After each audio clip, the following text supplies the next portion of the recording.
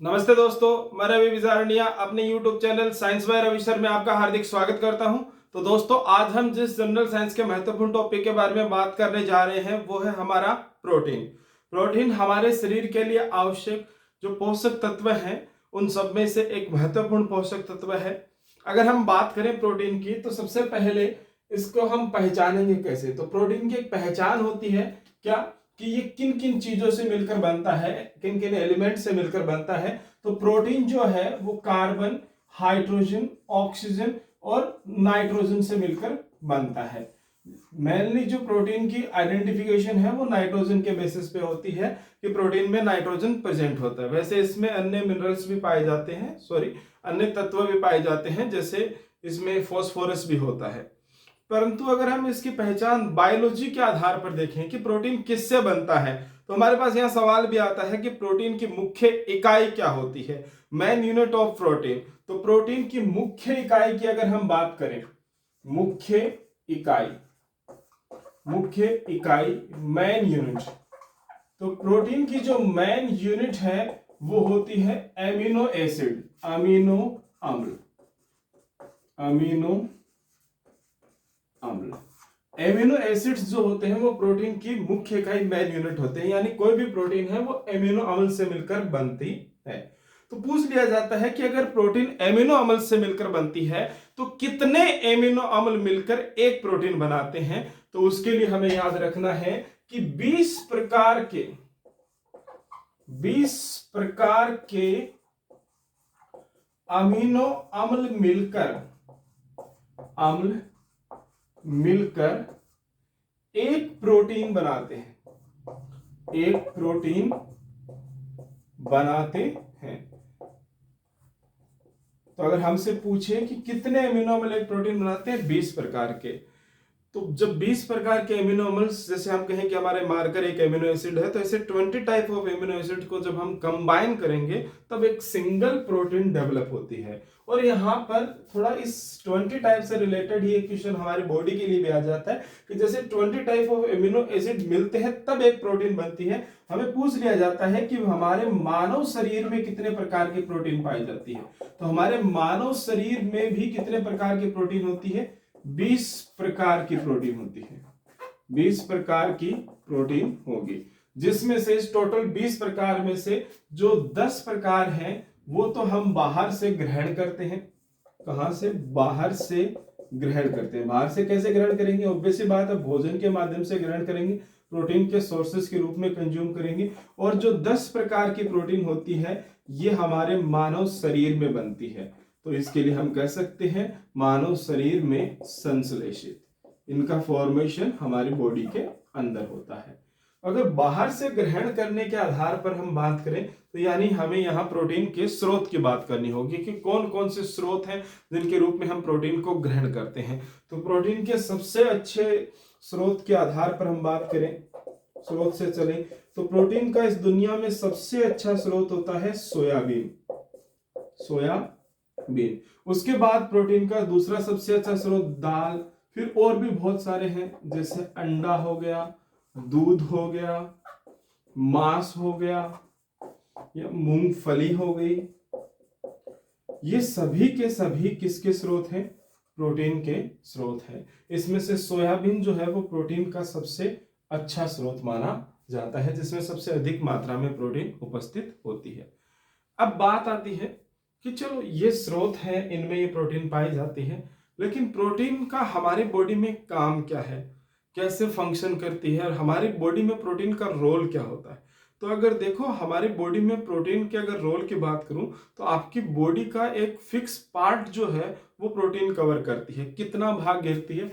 अगर एक living organism है, यानी जीवित जंतु है, जीवित शरीर, कोई भी जीवित शरीर है, लिविंग बॉडी है कोई भी, तो उसका प्रोटीन लगभग घेरती है 14% पार्ट, 14% भाग प्रोटीन होती है। लेकिन वहीं पर अगर कोई डेड बॉडी है, यानी कोई मर्त शरीर है, तो प्रोटीन उसके शरीर का कितना परसेंट पार्ट होता है? लगभग 75% भाग होता है। प्रोटीन के कार्य हम देखेंगे, लेकिन उससे पहले हमारे जनरल लाइफ में जो प्रोटीन के स्रोत हम कंज्यूम करते हैं या आसपास हमारी जो चीज़ें, हमारी बॉडी के अंदर कुछ चीज़ें जिनमें कुछ प्रोटीन पाई जाती हैं, उनका हम जिक्र कर लेते हैं।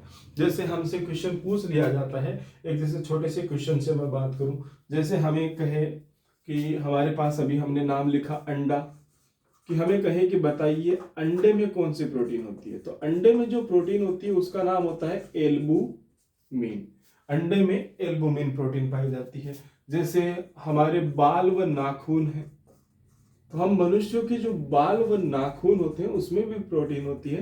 पूछे कौन सी प्रोटीन होती है? मृत केरोटीन, डेड केराटिन प्रोटीन जो है वो हमारे बालों और नाखूनों के अंदर पाई जाती है।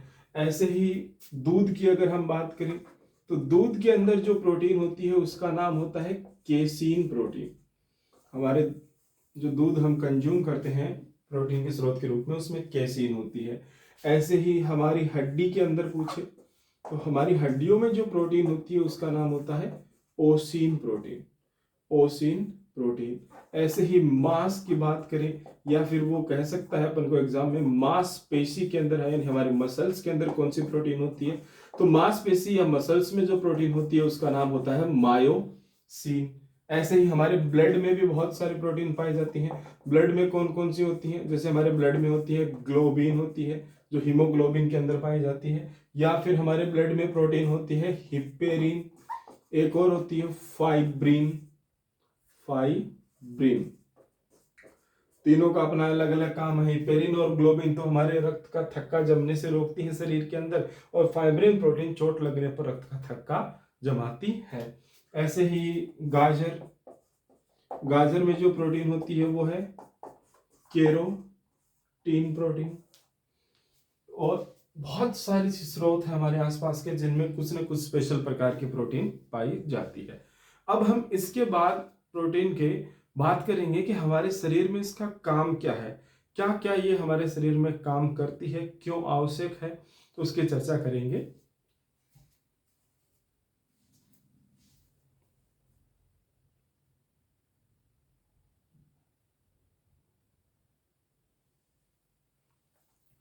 तो दोस्तों अब हम बात करते हैं प्रोटीन के कार्यों की।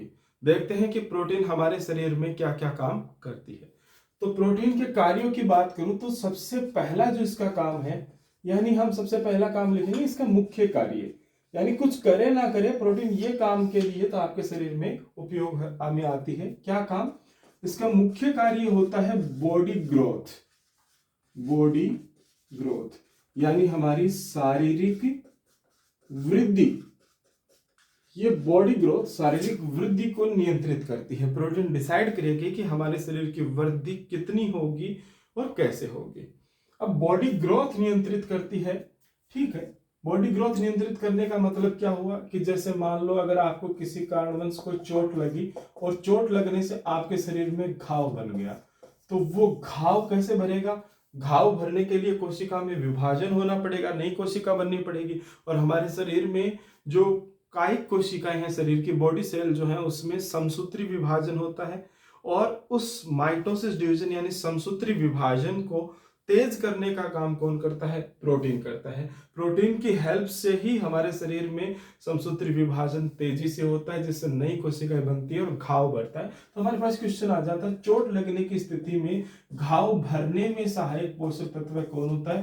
प्रोटीन होता है। यानी ये बॉडी ग्रोथ करके घाव भरने का काम करता है। लेकिन कई बार जो है कुछ लोग क्या करते हैं, प्रोटीन का काफी अधिक मात्रा में कंज्यूम करते हैं। जैसे जिम जाने वाले लोग, तो प्रोटीन को ना एक निश्चित सीमा से ज्यादा भी उसका सेवन नहीं करना चाहिए, क्योंकि अधिक मात्रा में सेवन करने से क्या होगा, वही प्रोटीन आपको दिख रहा है साफ साफ कि समसूत्री विभाजन को बढ़ाने में योगदान देता है। तो ज्यादा मात्रा में सेवन करने से समसूत्री विभाजन एक सीमा से ज्यादा हो जाएगा, यानी अनियंत्रित हो सकता है। और जब कोशिका विभाजन अनियंत्रित होता है तो उस कंडीशन को कहा जाता है कैंसर। तो हमें पूछ ले अगर क्वेश्चन कि प्रोटीन की अधिकता से आपके शरीर में क्या होगा, तो अगर हमारे शरीर में प्रोटीन की अधिकता हो जाती है तो उससे क्या हो जाता है? कैंसर। इसका अगर विपरीत भी अगर हम बात करें कि अगर प्रोटीन की कमी हो जाए, प्रोटीन की कमी अगर हो जाती है तो कमी हो जाएगी तो सीधी सी बात है, मेन काम बॉडी ग्रोथ कंट्रोल करना है। आपके शरीर की शारीरिक वृद्धि नहीं होगी, शरीर की शारीरिक वृद्धि नहीं होगी तो आप वहां पर दो रोगों का शिकार हो सकते हो। या तो उसे हम बोलेंगे क्वासिक्योर, या दूसरा नाम होता है यहाँ पर मरासमस। प्रोटीन की कमी से हमें पूछे कि क्या हो जाता है, तो क्वासिक्योर व मरासमस रोग हो जाता है। ये तो था प्रोटीन का पहला काम और मुख्य काम। कुछ और भी काम है प्रोटीन के हमारे शरीर में। क्या क्या काम है? जैसे प्रोटीन का दूसरा काम है कि इससे हमें ऊर्जा मिलती है, इससे हमें ऊर्जा मिलती है। इसका मुख्य काम तो नहीं है ये, लेकिन ये भी एक काम है। और इसका हमने पहले कार्बोहाइड्रेट वाले सेशन में इसका जिक्र किया था कि कितनी ऊर्जा मिलती है। तो अगर हम देखें कि अगर हम 1 ग्राम प्रोटीन कंज्यूम करते हैं तो उससे हमें ऊर्जा मिलती है लगभग 4.2 किलो कैलोरी। ये प्रोटीन का दूसरा काम हो गया। तीसरा काम क्या होता है? तीसरा काम ये होता है कि प्रोटीन जो है वो एंजाइम्स का निर्माण करती है। किसका निर्माण करती है? एंजाइम्स का। कि यह एंजाइम बनाती है, एंजाइम बनाती है। एंजाइम के लिए जब क्वेश्चन आता है ना तो थोड़ा ट्रू और फॉल्स वाले स्टेटमेंट का यूज किया जाता है। और वो ट्रू और फॉल्स वाले स्टेटमेंट जो है वो थोड़ा रीजनिंग की भाषा में आते हैं। रीजनिंग में एक चैप्टर आता है वेन डायग्राम, वेन आरेख, उसकी भाषा शैली का यूज करते हैं। देखो कैसे कि जैसे मैं यहाँ एक सर्कल क्रिएट करूं, 2 सर्कल क्रिएट कर रहा हूं। मैं कह रहा हूं छोटे वाला सर्कल एंजाइम के लिए है, बड़े वाला सर्कल प्रोटीन के लिए है। तो इस सर्कल से हम एक बात बोल सकते हैं कि सभी एंजाइम प्रोटीन है, परंतु सभी प्रोटीन एंजाइम नहीं है। इस तरीके थोड़ा स्टेटमेंट का यूज करता है। स्टेटमेंट का मतलब वही होगा कि एंजाइम का निर्माण किससे होता है? प्रोटीन से होता है। ये एंजाइम जो है देखो क्या काम करते हैं, कहाँ होते हैं। ये एंजाइम उपस्थित रहते हैं हमारे भोजन में। कहाँ उपस्थित रहते हैं? भोजन में। और इनका काम क्या होता है कि ये जितने ज्यादा सक्रिय होते हैं, यानी जितने ज्यादा हम बोल सकते हैं कि ये क्रियाशील होते हैं, हमारा जो भोजन है वो उतनी ही जल्दी खराब हो जाता है, या आप बोल सकते हो सड़ जाता है। अब मेन मुद्दा कि ये क्रियाशील कब होते हैं? क्या ये हर टाइम क्रियाशील रहते हैं? तो इनकी क्रियाशीलता निर्भर करती है तापमान पर। अगर हमारा जो खाना है वो अगर 32 से 52 degree temperature, 52 degree centigrade temperature के बीच रखा हुआ है, तो ये वो टेम्परेचर है जिस पर ये एंजाइम जो होते हैं वो सर्वाधिक क्रियाशील होते हैं। और इनकी सर्वाधिक क्रियाशीलता का मतलब कि खाना उतना ही जल्दी क्या हो जाएगा? खराब हो जाएगा।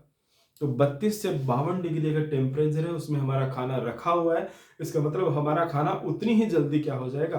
खराब हो जाएगा। इसलिए जनरल अगर हम बात करें तो हम देखते हैं कि हम खाने को कहाँ रखते हैं? फ्रिज में रखते हैं। फ्रिज में क्यों रखते हैं? 2 रीजन हो जाएंगे। हमसे पूछे कि खाना फ्रिज में रखा हुआ खाना जल्दी खराब क्यों नहीं होता, तो 2 रीजन। पहली बात, फ्रिज में टेम्परेचर क्या हो जाएगा? कम हो जाएगा, लो हो जाएगा। टेम्परेचर लो होगा तो टेम्परेचर लो होने से मतलब 32 से टेम्परेचर नीचे होगा, और एंजाइम इस पर सर्वाधिक क्रियाशील होते हैं 32 से 52 पर। तो यानी टेम्परेचर लो होने से क्या होगा? वहां एंजाइम क्रियाशीलता क्या हो जाएगी? कम। एंजाइम क्रियाशीलता कम हो जाती है। और अगर एंजाइम क्रियाशीलता कम हो जाएगी तो हमारा खाना जल्दी खराब नहीं होगा। तो दोस्तों, आज का ये हमारा प्रोटीन का सेशन यहीं खत्म करते हैं। मेरे द्वारा दी गई जानकारी अगर आपको अच्छी लगी हो, यूजफुल लगी हो, तो प्लीज़ इस वीडियो को लाइक करना, चैनल को सब्सक्राइब करना और वीडियो को ज़्यादा से ज़्यादा लोगों के साथ शेयर करना। जय हिंद, जय भारत।